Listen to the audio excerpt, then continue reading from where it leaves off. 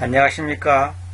오늘도 지난번에 이어서 출산함 안에서 구원이란 무엇인가 두 번째 강의를 하도록 하겠습니다. 1절부터 간단히 한번 읽어보겠습니다. 여자로 하여금 모든 종속을 가지고 침묵 속에 배우게 하십시오. 그러나 나는 여자가 가르치거나 남자 위로 권위를 찬탈하는 것을 내버려 두지 않고 침묵 속에 있는 것을 내버려 둡니다. 왜냐하면 아담이 먼저 조성되고 나서 이브가 조성되기 때문입니다. 14절 그리고 아담이 속임당하지 않았고 그 여자가 속임당하면서 그 범법 안에 있었습니다. 15절 그럼에도 그녀는 출산함 안에서 구원받을 것인데 만일 그들이 냉철함을 가지고 믿음과 인애와 거룩함 안에서 계속한다면 말입니다. 계속한다면 그러합니다. 그런 뜻이죠. 자, 근데 여기 보면 이제 다른 버전을 한번 봅시다. 15절을 개정해 봅시다. 그러나 여자들이 만일 정숙함으로써 믿음과 사랑과 거룩함에 거하면 그의 해산함으로 구원을 얻으리라. 해산함으로 구원을 얻으리라. 아기를 낳음으로 구원을 얻으리라. 아기를 낳음으로 구원을 얻으라 그 말이죠. 아기를 낳는다고 구원받는 건 아니죠. 자, 바른 성경 봅시다. 바른 성경이 뭐냐면 뭡니까? 대한성경공에서 나온 겁니다. 대한성경공에서 성서공예 말고 성경공예라고 있습니다. 그러나 만일 여자가 정절로서 믿음과 사랑과 거룩함에 머물면 그 해산함으로 구원을 얻을 것이다. 이것도 거의 비슷한 거죠. 우리말 성경 온누리교에서 만든 거. 그러나 여자가 정숙해서 믿음과 사랑과 거룩함에 거하면 자녀를 낳음으로 구원을 받을 것이다. 자녀를 낳음으로 구원받는다. 자녀를 낳아야지 구원받는다 그 말이죠. 완전히 잘못된 거죠. 킹을 좀 봅시다.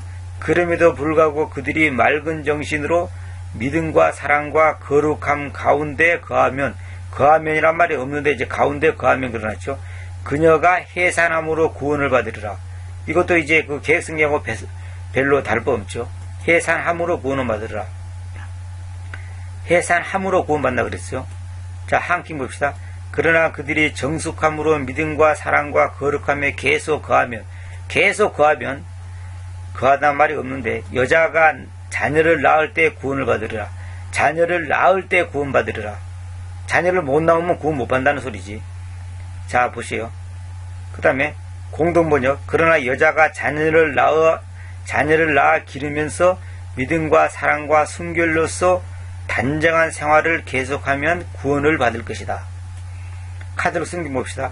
그러나 여자가 자식을 낳아 기르면서 믿음과 사랑과 거룩함을 지니고 정숙하게 살아가면 구원을 받을 것입니다.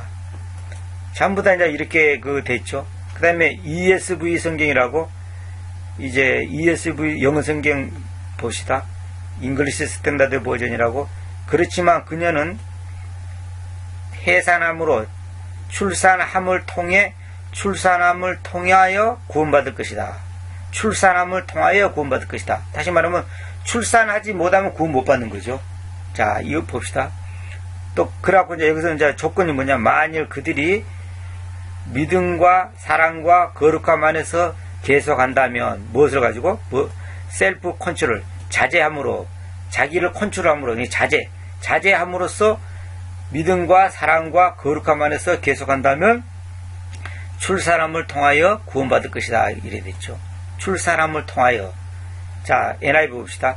그러나 여자들은 그러나서 여기서는 여자들은 구원받을 것이다. 뭘 통해서? 출산함을 통하여 구원받을 것이다. 출산함을 통하여. 어떻게 구원받냐?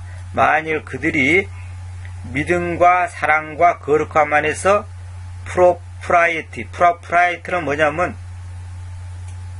프로프라이트란 말은 예의 바름, 아주 예의 바른 거 있잖아요. 아주 그 품위 단장하게 예의 바른 거 있잖아요. 그걸 보고 프로프라이트라 그럽니다. 프로프라이트. 예의 바르게 믿음과 사랑과 거룩함 안에서 계속한다면 출산함을 통하여, 아기를 낳음을 통하여 구원받을 것이다. 이렇게 되어 있습니다. 그러니까 결국 뭐냐면 지금 모든 번역들이 뭐냐면 아기를 낳음으로 구원받는다. 이제 여기서 제가 아까도 지난번에 1강에서 말했지만은 이 구원받는다는 말이 여기 shall be saved인데 이제 킹잼스는 shall be saved인데 이 영어 성경에는 will be saved라 돼 있죠. NIV에는 이 구원받는다는 말이 내가 전부 그 용례를 찾아보니까 죄로부터 구원받는다 할 때 이런 표현을 써요. 물론 이제 고통 중에서 구원받는다 할 때 save라는 단어를 씁니다만 하여튼 save 아니 shall be saved 이렇게 이러한 표현들은 전부 다 이제 이러한 표현들은 죄로부터 구원받는다 할 때 이런 표현을 쓰는 것을 제가 전부 찾아봤습니다. 자, 근데 중요한 것은 뭐냐면 이제 봅시다. 킹제임스 성경은 뭐냐면 영어 킹제임스는 인과 여기 인이 나오잖아요. 이게 나오잖아요. 근데 다른 영어 봅시다. 다른 영어 봅시다. slow 나오죠. 그럼 slow 통하여 나오지요. 그런데 이제 뭐라 나오냐면 여기 킹제임스는 뭐냐면 in pace 나오죠. 근데 여기는 뭐냐면 다른 영어에서는 보면 앞에 부분은 slow 해놓고 뒷 부분은 in 해놨죠.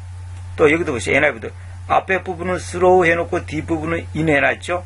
지금 일관성이 없고 이렇게 이제 이 전치사가 다르게 돼 있잖아요. 근데 킹제임스는 뭐라 되냐면 여기 보세요. 잘 보세요.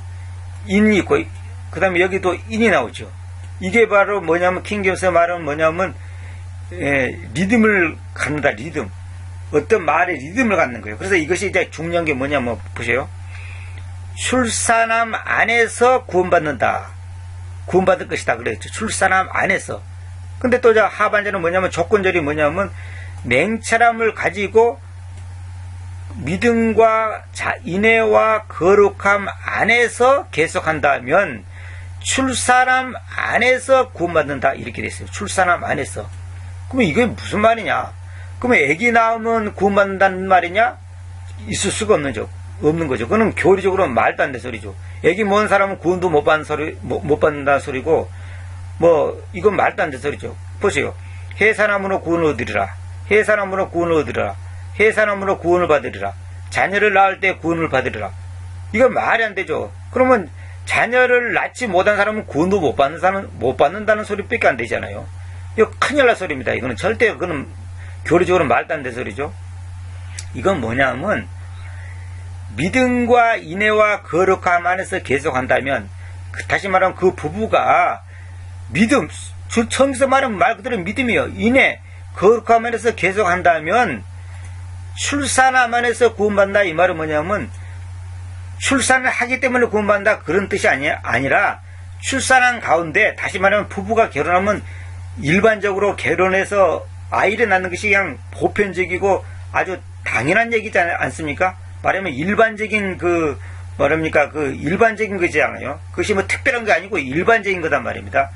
그 일반적인 부부 생활 안에서, 부부 생활하는 가운데서 구원을 받을 것이다.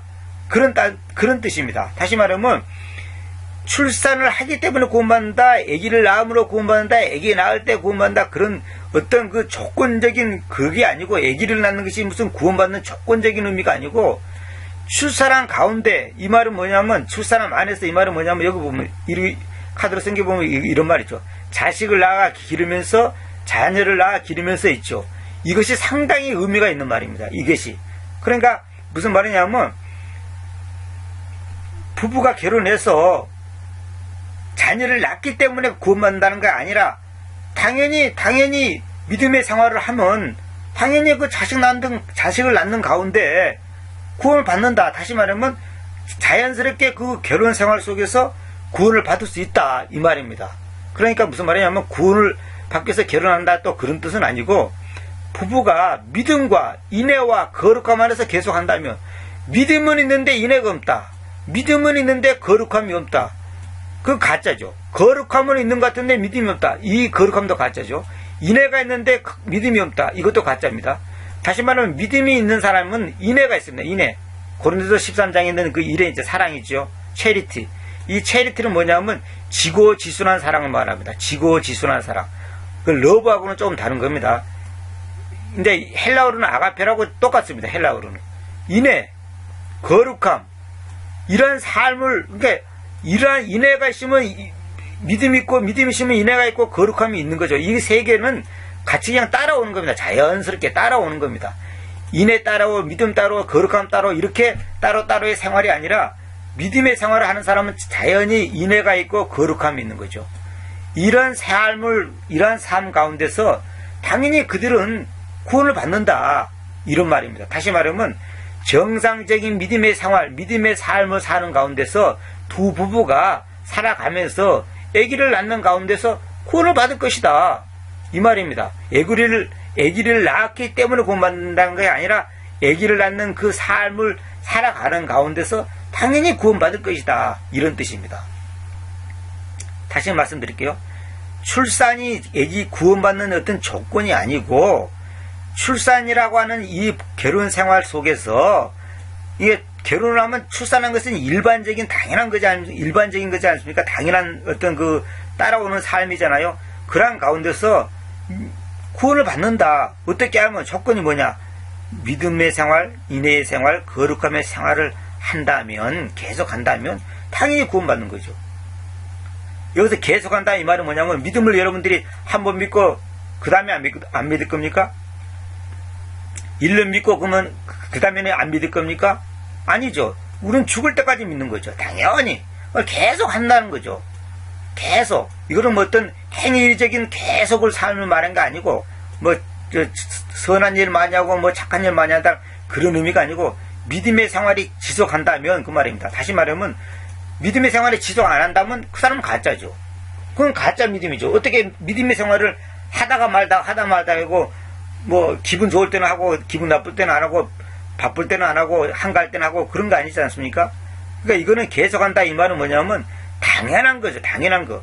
그러니까 냉철함을 가지고 이 말은 뭐냐면 어떤 감정에 치우치고 어떤 분위기에 치우치고 어떤 조건적인 예수 믿으면 복 받는다더라 무슨 우리 식구들이 믿으니까 나도 한숨씩 믿는다 아니면 뭐랄까요 어떤 누구를 비유 맞추기 위해서 사업을 잘하기 위해서 예수 믿고 그런 게 아니고 냉철함을 가지고 이거는 뭐냐면 지극히 정상적인 생각과 판단과 원칙을 가지고 지극히 냉철함을 가지고 정신 바짝 차리고 당연히 정상적인 이성을 가지고 그 말입니다. 어떤 자기한테 오는 어떤 부대적인 효과를 기대하고 하는 그런 그 조건부적인 종교생활적인 그런 그 기복적인 신앙생활 아니고 냉철함을 가지고 아주 지극히 정상적인 마인드를 가지고 믿음과 인애와 거룩함 안에서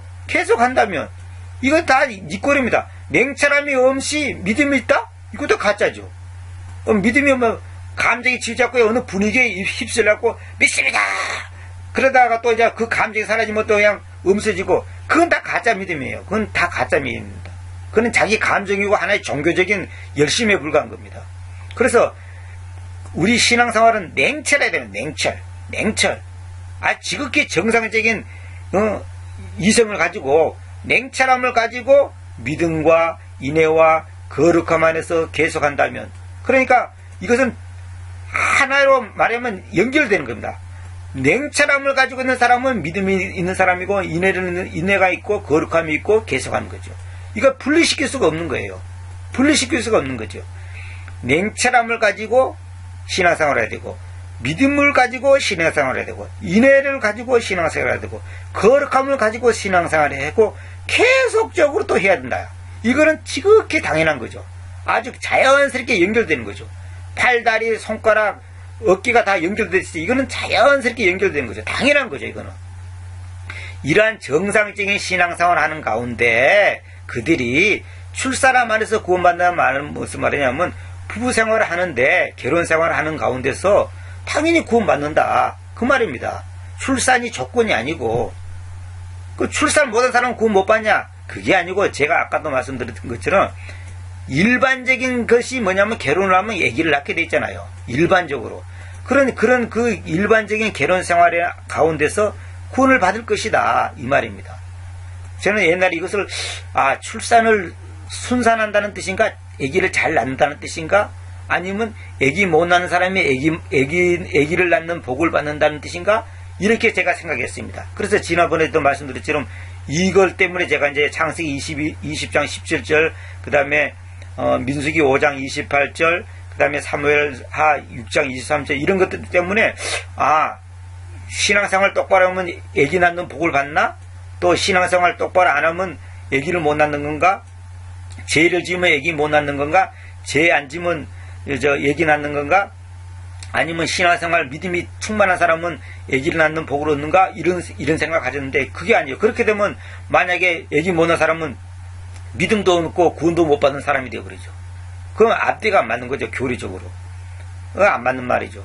그래서 제가 이제 이거는 그게 아니고 지극히 정상적인 생각을 가지고 믿음과 인애와 거룩함의 삶을 산다면, 그 안에서 계속 한다면 당연히 출산함 안에서 애기 낳는 가운데서 구원받는다 이 말입니다. 그래서 보통 이것을 이제 이렇게 일반적인 사회에서는 이렇게 번역하죠. 출산하는 데 있어서 구원받는다. 저도 처음에 그렇게 번역했습니다. 그렇게 번역하면 어떻게 되냐면 출산을 못하면 구원 못 받는다 이 말이 되거든요. 그래서 여기서 전부 성경에 보면, 다른 성경에 보면 해산함으로 구원받는다, 해산함으로 구원을 얻으리라, 자녀를 낳을 때 구원받으리라, 이렇게 해버리니까 오히려 이상한 거예요. 그래서 공동번역이나 카드로 성경처럼 자식을 낳아 기르면서 이것이 오히려 의미적으로는 더 가깝습니다. 그런데 제가 이제 영어에서 결론 내린 게 뭐냐면 여기에 인이 있고 여기에 인이 있단 말입니다. 이 인과 이 인은 동격적인 의미의 인이구나. 그걸 결론 내렸습니다. 동격적인 의미의 인이다. 다시 말하면 믿음과 인애와 거룩함 안에서란 말은 뭐냐면 출산함 안에서, 다시 말하면 이러한 삶을 살게 되면, 하반자 같은 이러한 삶을 살게 되면 당연히 출산하는 가운데서 구원을 받는다는 거죠. 다시 말하면 출산을 통해서 구원받는다, 출산이 조건이 아니고 아기 낳는 그 생활 속에서 지극히 정상적인 가정생활을 하는 가운데서 구원받는다, 그런 뜻입니다. 그러니까 출산이 구원의 조건이 아니고 일반적인 결혼생활 가운데서 당연히 그들이 정상적인 신앙생활, 믿음의 생활을 하반절처럼 한다면 당연히 결혼생활하는 가운데서 구원받는 거죠.